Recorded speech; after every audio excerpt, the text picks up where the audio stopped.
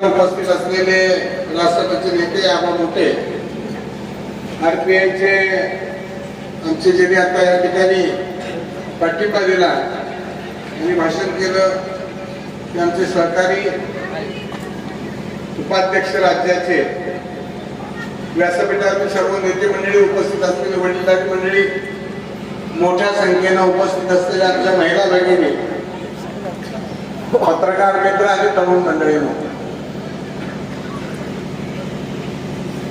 आज या ठिकाणी उद्याच्या 7 तारखेला आपल्या सगळ्या मंडळींना मतदान करायचं. मतदान करतेवेळी नारळ आणि छत्री या चिन्हावरचं बटन दाबून आपण दोन्ही उमेदवारांना विजयी करावं ही विनंती करण्यासाठी या ठिकाणी उभा आहे.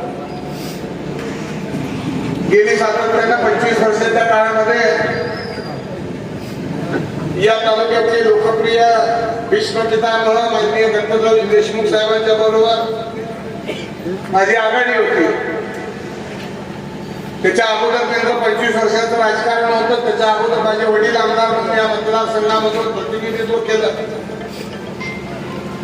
त्याच्या अगोदर राऊत मामा आमदार म्हणून ज्यांनी प्रतिनिधित्व केलं. असा हा सांगोला तालुक्याचा इतिहास आहे. परंपरेनं दुष्काळी असलेल्या सांगोला तालुक्याला दुष्काळी सांगोला तालुका हा कायमस्वरूपी एक लागलेला कलंक डाग असा होता. ज्या ज्या वेळेला मंत्रालयामध्ये तालुक्याच्या विकासाच्या अडचणी घेऊन मी आणि आमदार साहेब जात होतो, त्याच्या वेळेला समोरचा मंत्री आम्हाला रूममध्ये गेल्यानंतर सांगोल्याचा दुष्काळ आला अशा पद्धतीने आम्हाला समोर संबोधलं जायचं. परंतु आम्ही माझ्याही अगोदर आमदार साहेबांनी या तालुक्याचा कायमस्वरूपी दुष्काळ कशा पद्धतीने नष्ट होईल म्हणून आंदोलन उभा केली, मोर्चे काढले. 25 वर्षाच्या काळामध्ये आम्ही दोघांनीही पिता पुत्राच्या नात्याने या तालुक्यामध्ये राजकारण समाजकारण केलं. सत्तेकडे पाहत असताना कधी मोह आम्हाला झाला नाही. सर्वसामान्य कार्यकर्त्याला न्याय कसा मिळेल, तालुक्याची प्रगती कशा पद्धतीने होईल, अशा पद्धतीचं राजकारण समाजकारण आम्ही गेल्या 25 वर्षाच्या काळामध्ये केलं. जिल्हा परिषदेची निवडणूक लागली, कार्यकर्त्याला संधी द्यायची, एक बैठक घेऊन दोघांचे उमेदवार जाहीर करायचे, आघाडीचं चिन्ह ठरायचं, आम्ही प्रचाराला लागायचो. प्रचारानंतर 100% यश आम्हाला मिळायचं आणि जिथं जमीन मिळेल तिथं कार्यकर्त्याला संधी द्यायची. हे 25 वर्षाच्या काळामध्ये आम्ही केलं. अनेक जिल्हा परिषदेच्या निवडणुका लढवल्या, परंतु निवडणुका लढवत असताना कुठं डाम टाकून, डीपी जाऊन किंवा मुरुम टाकून आम्ही कधी लोकांसमोर मतं मागितली नाही. आणि सध्याच्या काळामध्ये एक नवीन पद्धत आपल्या तालुक्यामध्ये आलेली आहे. 50-50 वर्षे वहिवाट ही जनतेची असते आहे. 50 वर्ष ज्या पक्षानं जनतेची सेवा केली, शेतकरी कामगार पक्ष हा जुना पक्ष आहे. माझ्या वडिलांनी, माझ्या आईने, त्याच्यानंतर मी, आमची 50 वर्षाची सेवा या तालुक्यामध्ये कार्यकर्त्याला मदत करायची भूमिका आहे. परंतु नवीन राजकारणामध्ये 50-50 वर्षाचं राजकारण पैशाच्या जोरावर कुणीतरी एखादा माणूस रात्री खरेदी करू शकतो असं या तालुक्यामध्ये वेगळ्या पद्धतीचं स्वरूप निर्माण झालेलं आहे. आणि त्याच्यासाठी थोडं विभाजन मधल्या काळात झालं असतं तरी कदाचित मला वाटतंय की स्वर्गामध्ये आबासाहेबांना आणि काकासाहेबांना वाटलं असेल की या दोघांनी पुन्हा एकदा एकत्र येऊन या तालुक्याच्या विकासाचं राजकारण करावं म्हणून आम्ही दोघं या ठिकाणी. सत्ता हे साधन म्हणून वापरायचं काम आहे. सत्ता ही लोकांच्या सेवेसाठी असते. हे 5-25 वर्षात, 50 वर्षात आम्ही या तालुक्याला दाखवायचा प्रयत्न केला. परंतु दुर्दैवाने थोडस वेगळं वळण या तालुक्याला आता लागलेला. या ठिकाणी मी काही टीका टिप्पणी करण्यासाठी उभा नाही. परंतु आघाडीनं ठरवलेले 2 उमेदवार आता अशोक बापू हे मी दिलेल्या आघाडीचे उमेदवार आहेत. संगीताताई माननीय आमदार साहेबांनी दिलेल्या उमेदवार आमची आघाडी आहे. आणि सत्तेच्या राजकारणामध्ये कधीही या सांगोला तालुक्याला जातीयवादाचा स्पर्श कधी झाला नाही. परंतु दुर्दैवानं माझ्या कानावर या गटामध्ये आलं, कोपल जागेसाठी बापूंचं नाव आलं. कसं निष्ठेनं काम करणाऱ्या माणसाला दीपक गावाकडे सत्ता मिळत असते हे किती 25 वर्षांमध्ये दाखवण्याचं काम दीपक गावानं आजपर्यंतच्या काळामध्ये केलेलं आहे. त्याच्यामुळे मी काम करत असताना कधी जात पक्ष पार्टी कधी बघितली नाही. आणि आता कुणीतरी वेगळ्या वाटावर या निवडणुकीला न्यायचा प्रयत्न करत असेल त्याला मतदार राजा कधीही बळी पडणार नाही. मी आज या ठिकाणी आपल्याला खात्रीपूर्वक सांगतो, आमदार साहेब आता नवीन आहे, ज्युनियर आहे, परंतु 25 वर्षाच्या राजकारणामध्ये या जिल्हा परिषद पंचायत समितीच्या निवडणुकीचा इतिहास आणि या निवडणुकीच्या प्रक्रिया कशा पद्धतीच्या असतात या आम्ही जवळून बघितलेल्या आहेत. आज सकाळपासून घेरडी गटाचा दौरा आम्ही करतोय. सकाळी आम्ही डोंगरगावला सुरुवात केली. डोंगरगाव झालं, दरेवाडी, सोनल, मुरंगेवाडी, तरंगेवाडी, आगलाईवाडी, भोपशीवाडी करून बिस्कळा सभा झाली. त्या ठिकाणी पाण्याला एक दुर्घटना घडली. आमच्या एका कार्यकर्त्यांचे वडील दिवंगत झाल्यामुळे पाण्याची सभा रद्द झाली. हांगिरियाची सभा झाली, अभिषेवाडी सभा झाली, गावडेवाडीची सभा करून आम्ही या ठिकाणी आलेलो. साधारणपणाने मी आपल्याला या निमित्तानं सांगेन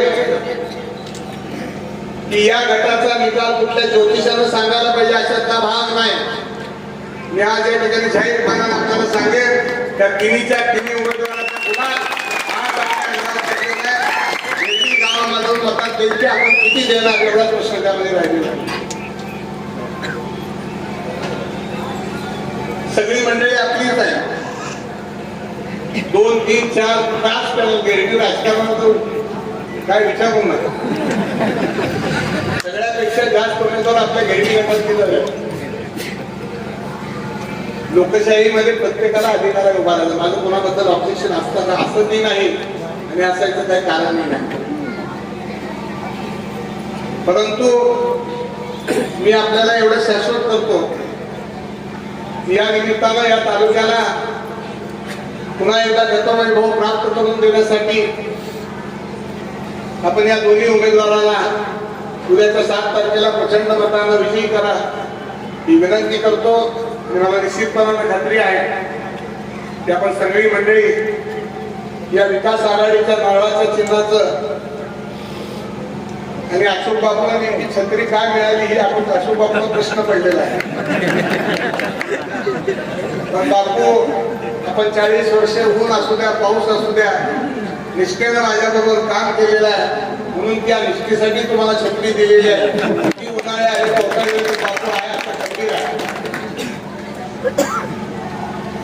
माझ्या राजकारणामध्ये बाबासाहेबांचा पक्ष शेतकरी कामगार पक्ष आहे, त्यामध्ये स्पर्धा लागते तिकिटांची. माझ्याकडे स्पर्धा आहे, असतेच. परंतु अशोक बापूला मी फोन करून सांगितलं, बापू तुम्ही इच्छुकाच्या यादीमध्ये अर्ज भरा. आणि बापूला ही संधी 40 वर्ष त्यानं निष्ठेने काम केलं. त्याच्याकडे किती पैसे आहेत आणि किती त्याच्याकडून प्रॉपर्टी आहे हे कधी आम्ही बघितलं नाही. मतदार हीच आमची प्रॉपर्टी आहे. ही 25 वर्षाच्या काळामध्ये आम्ही मिळवलेली प्रॉपर्टी आहे. राहता राहिला प्रश्न 25-30 वर्षाच्या काळामध्ये पाण्याचा प्रश्न. या ठिकाणी विनायक सरांनी सांगितलं, मी फार वेळ घेणार नाही, बोलणार नाही, आम्हाला पुढे कार्यक्रमाला जायचं. 25 वर्षाच्या 30 वर्षाच्या राजकीय स्पर्धामध्ये संघर्षामध्ये म्हैसाळचं पाणी आणि म्हैसाळची योजना आपल्या या भागामध्ये नव्हती. त्याचा पहिल्यांदा आपण आपल्या तालुक्याचा समावेश पहिल्यांदा केला. थोडस क्षेत्र आपलं कमी होतं, पुढे मंगळवेढ्याचं क्षेत्र होतं. या तालुक्याला पाणी आणण्यासाठी वेळ लागत होता. मी आमदार साहेबांनी आम्ही ठरवलं की एखादी तारीख आपण ठरवूया की जेणेकरून आपल्या तालुक्यामध्ये हे पाणी पोहोचलं पाहिजे. आणि मुंबईला गेल्यानंतर सहज आमदार साहेबांनी सांगितलं, माझ्या माहितीप्रमाणे त्यावेळेला शशिकांत शिंदे कुलकर्णी सर त्यावेळेला पाटबंधारे मंत्री असावेत. आणि आमदार साहेबांनी सांगितलं, दीपकराव एक महिन्याचा अवधी आहे, 7 जानेवारीला तुमचा वाढदिवस असतो, आपण येणारा वाढदिवस सांगोला तालुक्यामध्ये म्हैसाळचं पाणी पोचवून करूया. हा आशीर्वाद त्यावेळेला मला आमदार साहेबांनी दिला आणि आम्ही ठरवलं 11 वाजता पाणी इथं पोचणार होतं पाण्याच्या तलावामध्ये. परंतु अनेक शेतकऱ्यांची रानं होती, रानात वेळेला ज्वारी होती. आम्ही सगळ्यांनी मिळून डॉक्टर साहेब 5-6 फुटी ज्वारी, 5-6 फुटी गहू गोळा केला. ज्यांच्या रानातून कॅनल जात होता त्यांची म्हणणं होतं की ही उभी पिकायत झाल्यावर तुम्ही द्या, परंतु आम्हाला पाणी 7 तारखेलाच पाहिजे तलावात सोडायचं होतं. आम्ही लोकांच्याकडून रानामाळात जाऊन ही ज्वारी गहू गोळा केले, ज्याचं नुकसान होत होतं त्यांना ती दिलं. आणि 7 तारखेला इथं 11 वाजता त्या कुलकर्णी काकांच्या घरी आमदार साहेब येऊन बसले. मी त्यावेळेला विधान परिषदेचा आमदार होतो, विरोधी पक्ष नेते मुंडे साहेब होते आणि माझ्याबरोबर राज्यातल्या वेगवेगळ्या जिल्ह्यातले 8 आमदार आम्ही मिळून 11 वाजता इकडे येऊन पाण्याच्या तलावावर बसलो.